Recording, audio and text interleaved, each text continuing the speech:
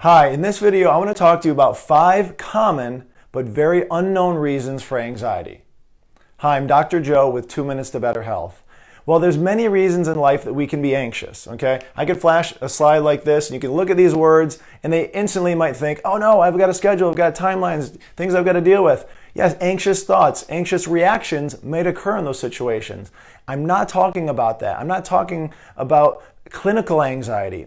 I'm talking about the situations where you're at home, you're sitting on the couch, you're trying to watch a movie with your family, it's a relaxing movie, relaxing environment, yet you feel these anxious feelings. Your heart's racing. Maybe your breathing feels more exaggerated. Your mind's racing all over the place. Or maybe you try to sleep at night and your head's all over the place trying to figure things out. And you have no reason in your mind to feel anxious. Okay, so hopefully today will be very helpful for you. So you need to understand the autonomic nervous system, which sounds very much like automatic, okay? And you can use the word automatic nervous system because for the most part, this is what goes on behind the scenes when you're not thinking about things. And that's why in many cases people will feel anxious because they're not thinking about it, but their body is. All right, so there's 2 parts to it. There's what's called the sympathetic. We often hear the fight or flight part of our nervous system. That's the one that causes us to react in a situation. I'm walking into a dark alley. Okay, it's at night. I'm alone. Okay, and it just doesn't seem all that safe. So my heart's going to race. My breathing will exaggerate. My mind's clear.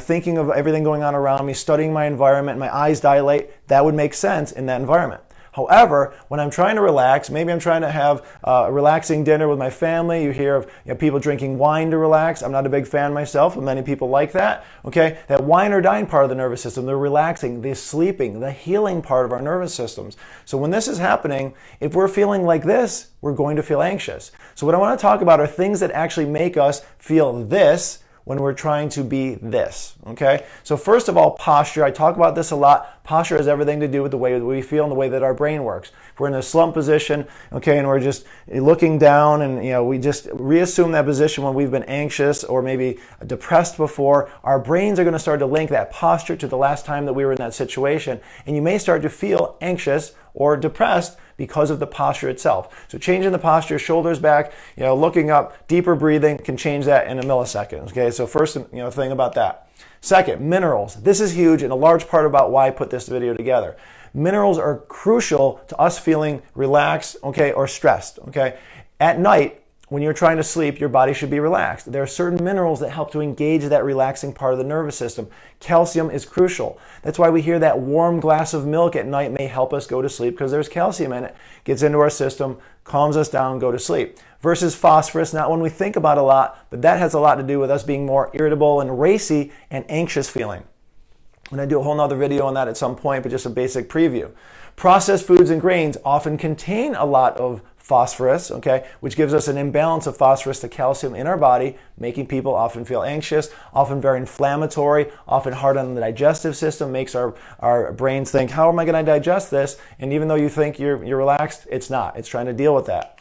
We also have sugar, very inflammatory, strips minerals, strips vitamins out of the body, all those crucial things we need for good health. So when that happens, very stressful. And this is Toxicity Awareness Month, so of course we have to talk about environmental toxins.